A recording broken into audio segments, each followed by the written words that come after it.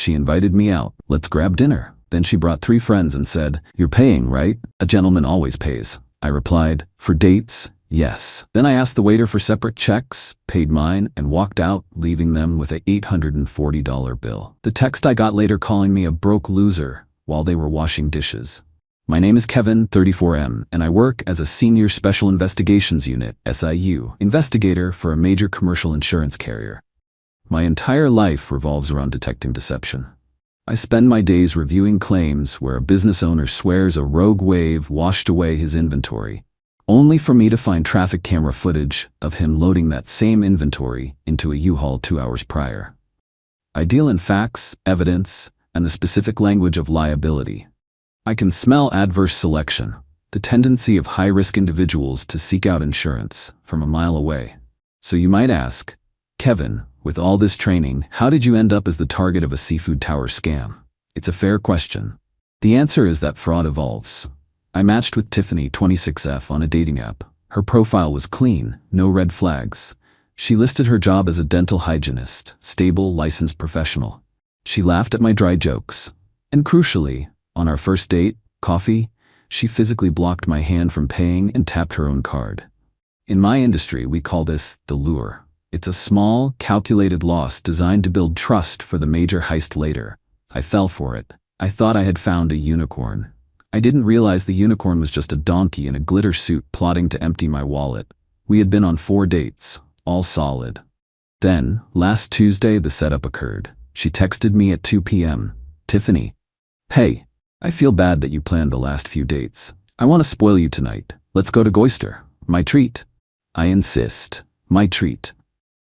2 words. In contract law, that is an offer.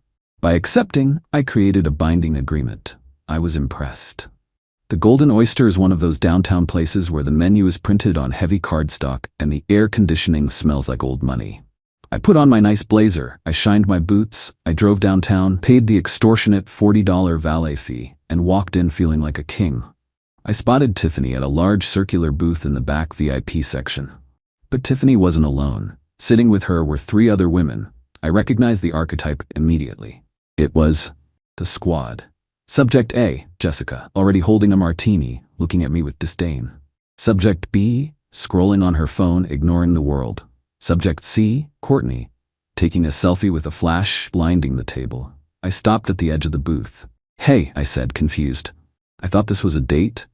Tiffany beamed. "It is, but my girls were having a rough week. Jessica just broke up with her boyfriend, and I figured the more the merrier. We can all get to know each other. Kevin, sit here." She patted a tiny, claustrophobic sliver of the booth next to her. Now my internal fraud sensor was screaming, "Alert." Scope of risk has changed without prior underwriting approval. But I didn't want to be rude. I figured, okay, maybe they are just finishing a drink and leaving. I sat down. The waiter arrived. His name was Marco. He looked exhausted. He had the 1,000-yard stare of a man who has dealt with this specific table composition 1,000 times. "We'll start with the Grand Admiral Seafood Tower," Jessica announced without looking at the menu, "and 2 bottles of the Veuve Clicquot." "Make it 3. Courtney added. "I'm parched." Tiffany squeezed my arm. "Kevin, you have to try the Wagyu beef sliders here. They are insane. Let's get 4 orders for the table." I did the math in my head. Seafood Tower, $200. Veuve Clicquot, $120 bottle. Wagyu sliders, $45 plate. We were at nearly $700 before appetizers were even finished. "I'm actually not that hungry," I said clearly, making eye contact with Marco the waiter. "I will just have a Miller Lite and the house salad. Separate from the tower, please." Marco nodded. He understood. He saw me establishing a perimeter.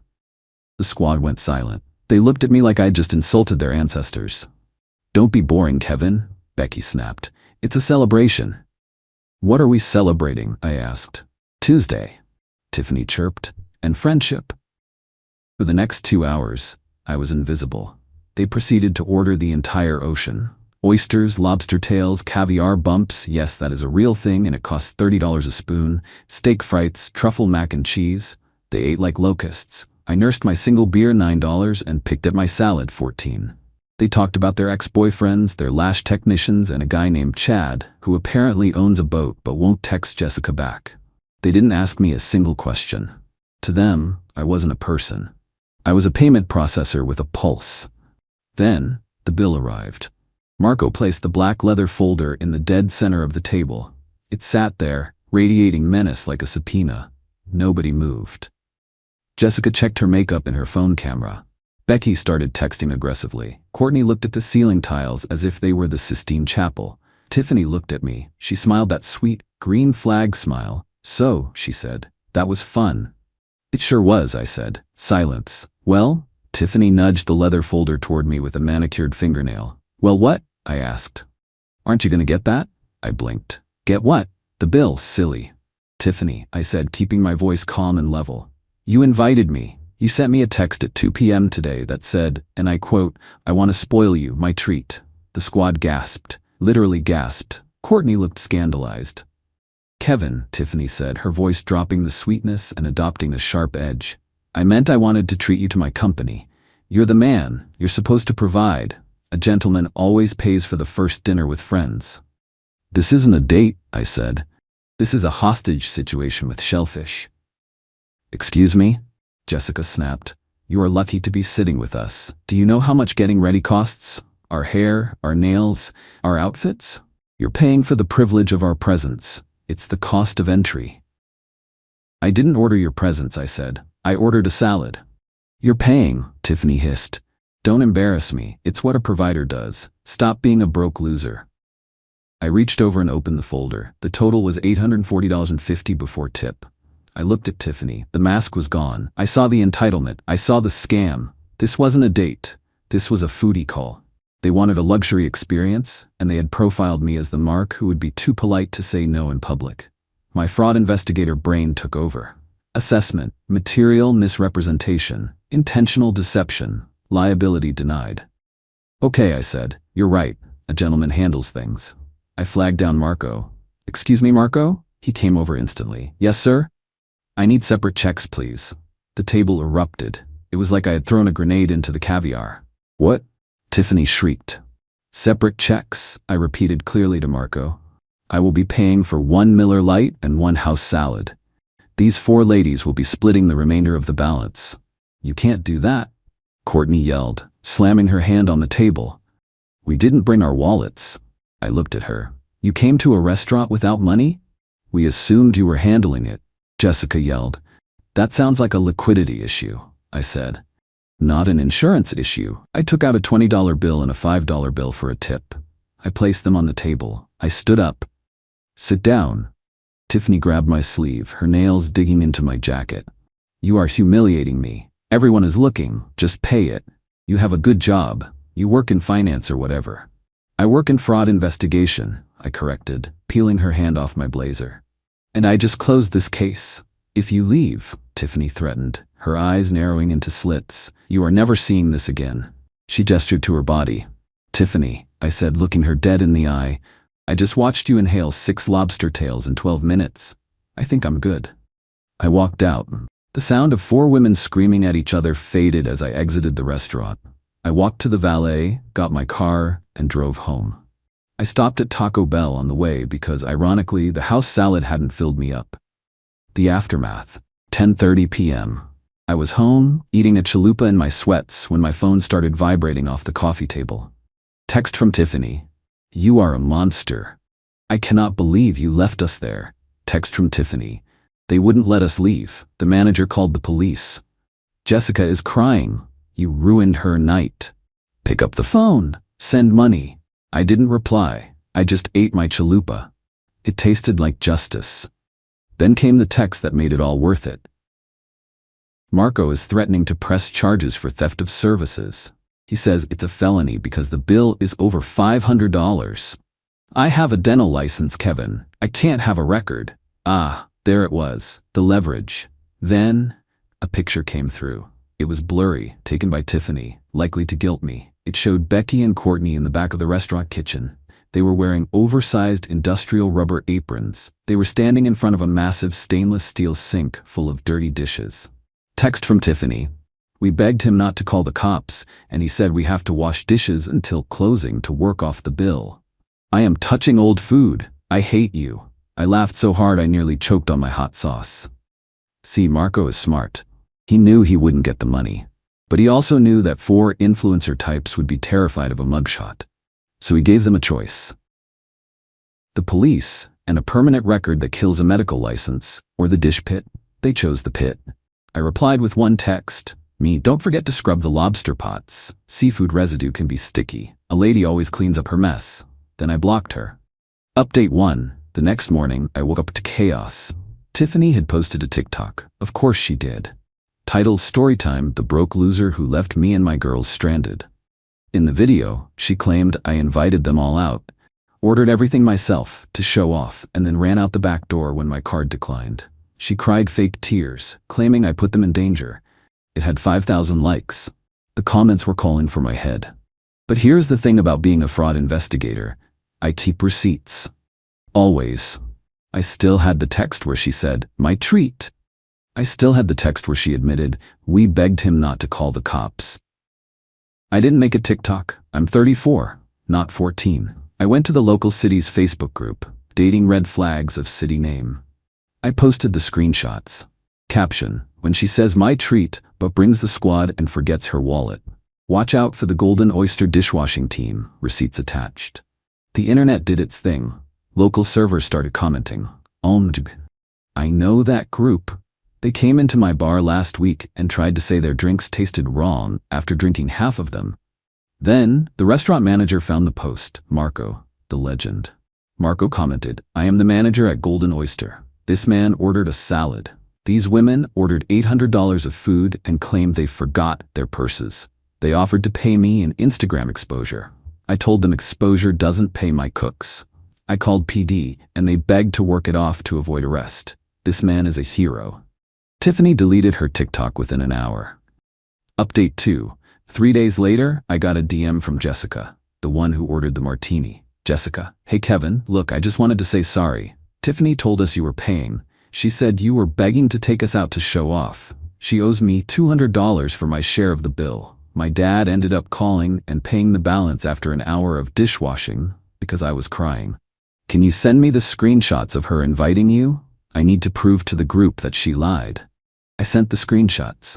Me, here you go. Maybe get better friends. And bring a wallet next time. Apparently, World War III broke out in their group chat. Jessica posted the screenshots proving Tiffany planned the scam. Courtney realized Tiffany had lied about me, begging to treat them. They all turned on Tiffany for humiliating them, lying to them, and making them touch wet food scraps. The squad has disbanded. Tiffany has been excommunicated. I'm currently single. I saved $820 last Tuesday. I went back to the Golden Oyster yesterday alone. Marco, the manager, saw me walk in. "The legend returns," he shouted. He bought me a beer. "You know," he said, "we usually just ban people, but when they started screaming, 'Do you know who we are?' I figured a little manual labor would be good for their souls. Plus, we were short a dishwasher." "You did the Lord's work, Marco," I said. I drank my free beer. It tasted even better than the chalupa. Gentlemen, learn from this. If she invites you but brings a crowd, leave. If she orders for the table without asking, separate checks. And if she says, "A gentleman always pays," tell her a gentleman also knows when he's being hustled, and always check the fraud indicators. Now, if you'll excuse me, I have a date tonight. We're going for coffee, just coffee, and I'm bringing cash. She kept her ex's hoodie. It's comfy. Why are you so obsessed with him? I replied, "I'm not." Then I used the hoodie to clean the toilet and put it back on her pillow. When she put it on and smelled it, look, I'm not usually petty, but everyone has their limit. The hoodie in question, gray, oversized, University of Michigan logo faded from years of wear, belonged to her ex-boyfriend, Chad. Of course his name was Chad. My girlfriend Emma and I have been together 11 months. We moved in together 6 months ago. 2-bedroom apartment in Portland. Split rent 50-50. Everything's been great. Except for one thing. The hoodie. It lives on her side of the closet. She wears it constantly. Weekend mornings making coffee, movie nights on the couch, when she's cold, when she's cozy, when we argue and she wants to be comfortable. I've mentioned it multiple times. First time was casual. "Hey, whose hoodie is that?" "Oh, it's from college." Super comfortable. "You had a boyfriend at Michigan, right?" "Yeah, but it's just a hoodie. It's comfy." Second time was more direct. You know that's your ex's hoodie, right? Yeah, so? Doesn't that seem, I don't know, weird? She laughed. Why? It's just fabric. Are you jealous of a hoodie? I'm not jealous. It's just, then what's the problem? I dropped it. Third time was after she wore it to meet my parents. My mom pulled me aside. Is that her ex-boyfriend's sweatshirt? Yeah. And you're okay with that? I wasn't. But what was I supposed to say? Fourth time was 3 days ago. We got into an argument. Something stupid about whose turn it was to buy groceries. She stormed off to the bedroom, came back 10 minutes later wearing the hoodie, arms crossed, glaring at me. Really? I said. You're wearing that right now? What? It's comfy. It's your ex's. Why are you so obsessed with him? I'm not obsessed with him. I just think it's weird that you wear his clothes. It's a hoodie, Jake. It's not like I'm wearing his underwear. That's not the point. Then what is the point? The point is you're literally wrapping yourself in a memory of him whenever you're upset with me. She rolled her eyes. You're being ridiculous. It's just comfortable. That's it. So get a different comfortable hoodie. I'll buy you 10 hoodies. I don't want 10 hoodies. I want this one. Why? Because I like it. But why this one specifically? Because it's broken in. Because it fits perfectly. Because she stopped, looked at me. Why do you care so much? Because it bothers me. Well, get over it. She went to bed wearing it. I stayed up, stewing, annoyed. The hoodie had to go, but I couldn't just throw it away. She'd notice immediately. She'd be furious. It would become this huge thing. I needed something more subtle, something that would make her not want to wear it anymore. And that's when I looked at the bathroom. The toilet, specifically. Our toilet's been acting up, slow drain, occasionally backs up. I'd been meaning to clean it properly. Deep clean, the kind where you get in there with scrubbers and old rags. I grabbed the hoodie from the bedroom. Emma was asleep, snoring lightly, didn't even stir. I took it to the bathroom, closed the door, got to work. I used that hoodie to scrub everything. The bowl, the base, under the rim, the tank. I used it to soak up the nasty water at the bottom, the gunk around the bolts, the grime behind the seat. 20 minutes later, the toilet was spotless. The hoodie was less so.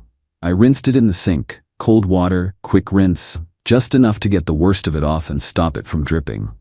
Then I dried it with the hairdryer on low, fluffed it up, made it look normal. You couldn't see anything wrong with it. You'd have to smell it to know. Then I folded it neatly and put it back on her pillow, right where she'd left it before bed. I went to sleep, satisfied. The next morning, Saturday, Emma woke up before me. I heard her in the kitchen, making coffee, humming. I got up, walked to the kitchen. She was there, wearing the hoodie, sipping coffee, scrolling her phone. She hadn't noticed yet, or maybe she had but thought it was the coffee beans, the trash, something else. Either way, she wasn't saying anything. Morning, I said. Morning. She didn't look up. Sleep good? Yeah, great. You? Fine. She kept scrolling, kept sipping, still hadn't reacted.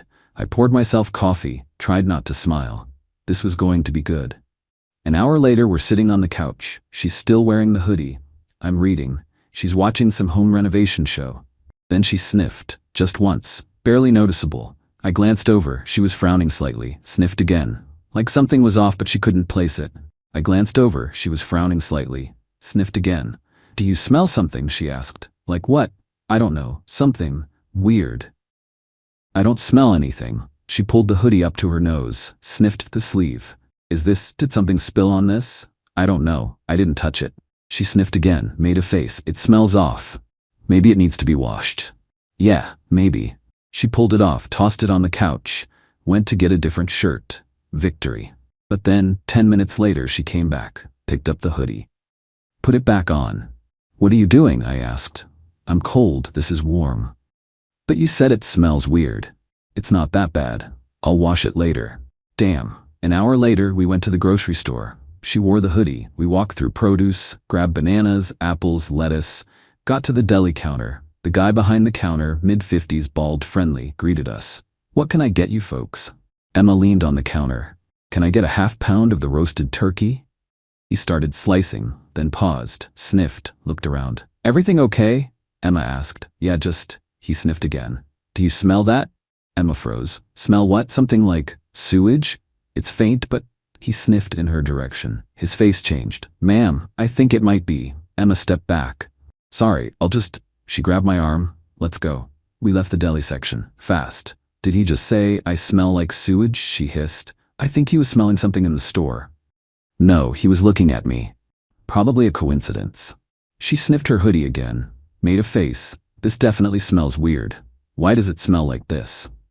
Maybe it was in the laundry hamper too long? Maybe. We finished shopping, checked out, drove home. In the car, she kept the window cracked.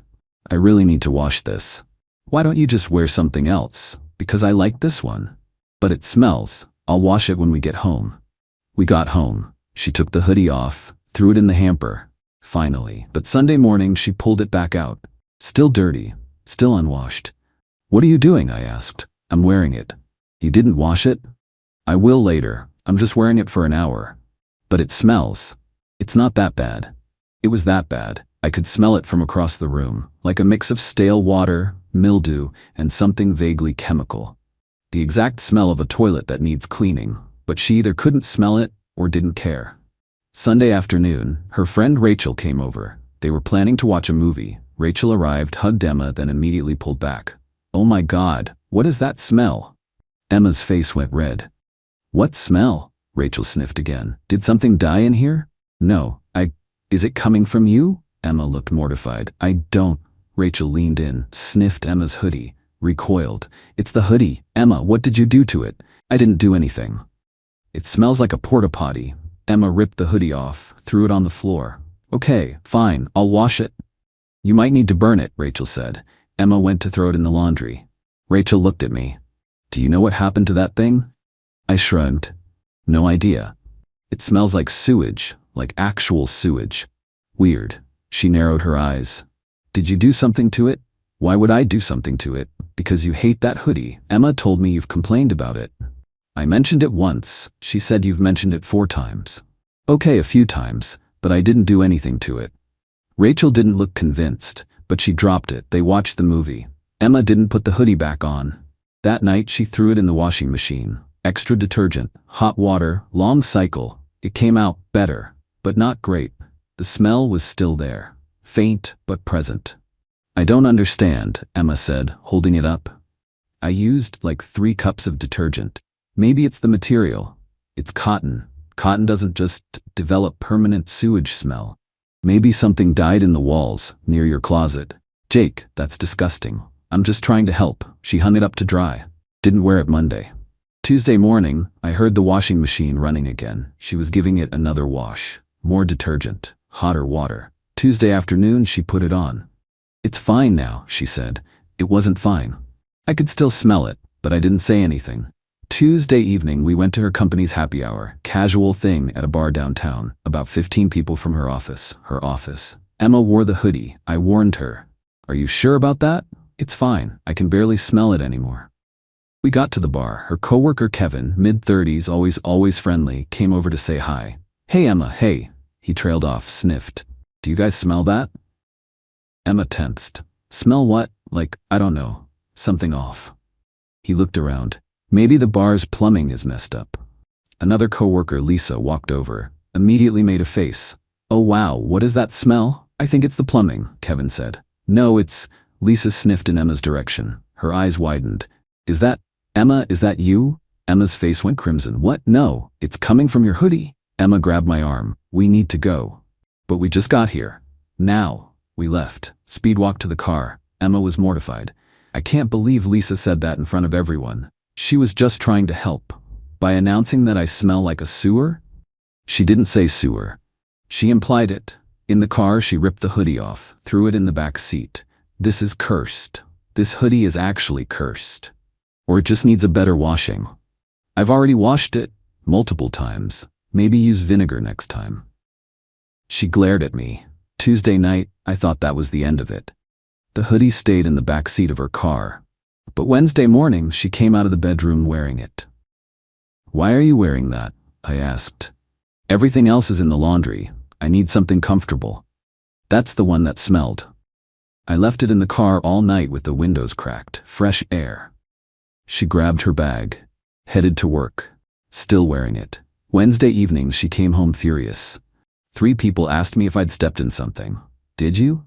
No, it's this stupid hoodie. She threw it on the floor. I've washed it twice. Why does it still smell? Maybe it's permanently ruined. She stared at it. But I love this hoodie. It was time to let it go anyway. She looked at me. You did this, didn't you? What? The smell. You did something to it. I didn't touch your hoodie. You hated it. You wanted me to get rid of it. So you, what, sprayed it with something? I didn't do anything. Then why does it smell like toilet water? Shit. That's oddly specific, I said. She picked it up, sniffed it again. Her eyes widened. Oh my God. Did you use this to clean the toilet? I said nothing. Jake, you wouldn't get rid of it. You wore it constantly. It was your ex's. So you used it to scrub the toilet? I deep cleaned. The toilet looks great now. You used my hoodie as a toilet brush. Our toilet, and technically it wasn't your hoodie. It was Chad's. Wrong thing to say. She screamed, an actual scream, threw the hoodie at my face, stormed to the bedroom, slammed the door. I stood there, holding the hoodie, realizing I'd maybe gone too far. I knocked on the door. Emma? Go away. Can we talk? I'm sorry. You should be. It was just a hoodie. It was my favorite hoodie. It was your ex's hoodie, and now it's ruined. That was kind of the point. She opened the door, glared at me. You're unbelievable. You wouldn't listen. Because it wasn't a big deal. It was to me. So you cleaned the toilet with it? Yes. Our toilet, where we poop. Correct. And you let me wear it multiple times in public. I didn't let you. You insisted on wearing it. Because I didn't know it had been in the toilet. I thought you'd smell it immediately. I did smell it. I thought it just needed washing. To be fair, it did need washing. She stared at me. I wore it to work. My coworkers thought I smelled like sewage. I know. I'm sorry about that part. That part? What other part is there? Look, I overreacted. I shouldn't have done it. But you also wouldn't listen when I said it bothered me. So your solution was to ruin it? My solution was to make you not want to wear it anymore. Well, congratulations. It worked. She slammed the door again. I stood there, feeling like an idiot. Thursday, she didn't speak to me. Went to work early, came home late, slept on the couch. Friday, same thing. Saturday morning, I woke up to find her sitting at the kitchen table. The hoodie was in front of her, in a trash bag. I'm throwing it away, she said. Okay. I should have done it months ago. Yeah, she looked at me. You're an asshole. I know. But you were right, it was weird to keep it. I sat down. I still shouldn't have used it to clean the toilet. No, you really shouldn't have. I'm sorry, I should have just talked to you more. You did talk to me. I didn't listen. She looked at the trash bag. I kept it because it reminded me of a time when things were simpler. College, no real responsibilities, just easy. That makes sense. But it wasn't fair to you. To keep wearing my ex's clothes while we're together. I appreciate that. She stood up. Picked up the trash bag. This is going in the dumpster. Want me to come with? No, I need to do it myself. She left, came back 10 minutes later, empty-handed. It's done, she said. How do you feel? Lighter, actually. She smiled. But you're still an asshole. Fair, you owe me a new hoodie. I'll buy you 10. I want a good one, not cheap. Deal. Sunday we went to the mall, spent 2 hours trying on hoodies. She settled on a navy blue one from North Face, $120. Worth every penny. She wore it home. This is really comfortable. Better than the old one? Let's not compare. That's fair. That night, she wore the new hoodie while we watched TV, curled up next to me. Content. Thank you for the hoodie, she said. You're welcome. Even though you're still an asshole. I know, she smiled, but you're my asshole. Monday morning, I woke up to find her wearing the new hoodie, making coffee, humming. Morning, I said. Morning. She kissed me. Want eggs? Sure. She started cooking. I sat at the table. Hey, she said. For the record, if you ever use my stuff to clean the toilet again, I'm using your favorite shirt to mop the floor. That's fair, and your gaming headset will become a dish sponge. Got it. And I get it. I won't do it again. She smiled. Good. 2 weeks later, we're at Target. Walking through the home goods section. Emma's looking at towels. We need new bathroom towels, she says. These are nice. I point to a blue set. Too expensive. We keep looking, turn a corner, and there it is. A display of University of Michigan merchandise, including a rack of hoodies, gray, oversized, identical to the old one. Emma freezes, stares at it. I wait. She walks over, touches one, feels the fabric, then she looks at me. You know what? I don't miss it. No? No. She drops the hoodie, walks back to me. I like my new one better. Yeah? Yeah. It doesn't smell like toilet? I laugh. She laughs. We buy the blue towels. On the way home, she's quiet. Then, can I ask you something? Sure. Did you really think I'd stop wearing it just because it smelled? Honestly? I thought you'd notice immediately and throw it away. But I didn't. No, you wore it for 3 more days. In my defense, I thought it just needed washing. You washed it twice. It still smelled. That should have been a clue. It really should have. She pauses. Would you have ever told me? If you asked directly, yes. If you never figured it out, probably not. So you would have just let me keep wearing a toilet cleaning hoodie forever? I mean, I assumed you'd figure it out eventually. I almost didn't. Yeah, that was a miscalculation on my part. She laughs. This is the weirdest story I'll ever have to tell. At least it has a happy ending. Does it? You got a new hoodie. The old one's gone. We worked through it. That's happy. I guess. She looks at me, but seriously, never again. Never again. 3 months later, we're at a party. Emma's friend Rachel is there. She pulls me aside. Did Emma ever figure out what happened to that hoodie? She did.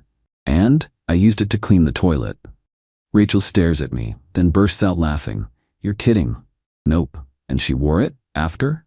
For 3 days, in public. Rachel's crying, laughing. Oh my God, that's amazing. She was pretty mad when she found out. I bet. Rachel wipes her eyes, but honestly, that hoodie needed to go. It was weird. Thank you.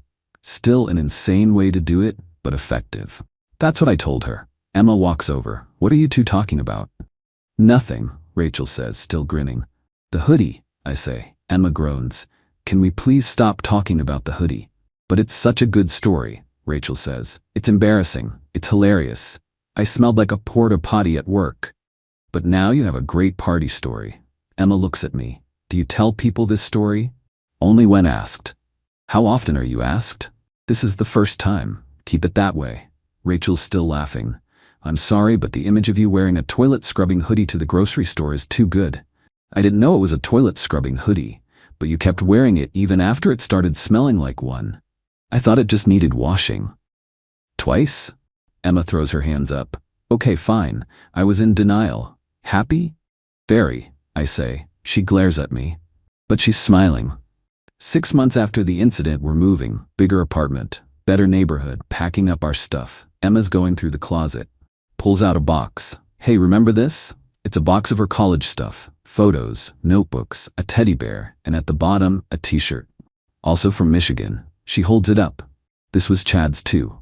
I tense. You keeping it? She looks at it, then at me, then back at the shirt. Then she walks to the trash bag, throws it in. Nope, she says. Just like that. No attachment? It's a t-shirt. I have plenty of t-shirts. But this one's from a relationship that ended 6 years ago. I'm over it. She walks back, kisses me. You know what I'm not over? What? You using my stuff to clean the bathroom. I said I was sorry. You did, and I forgave you, but I'll never forget. That's fair, she smiles. But for real, thank you. For what? For caring enough to be an idiot about it. Most guys would have just quietly resented me forever. You're welcome? It's a compliment. I'll take it.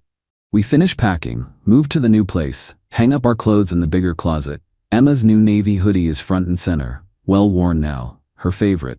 Mine's next to it. We match sometimes. It's dorky. We don't care. The toilet in the new place? Spotless, because I clean it properly now, with actual cleaning supplies. And Emma? She wears her new hoodie all the time. Mornings, movie nights when she's cold, when we argue and she needs to be comfortable. But now it's hers. Not a memory of someone else, just hers. And honestly, that makes all the difference. Even if I did have to scrub a toilet with her ex's hoodie to get there.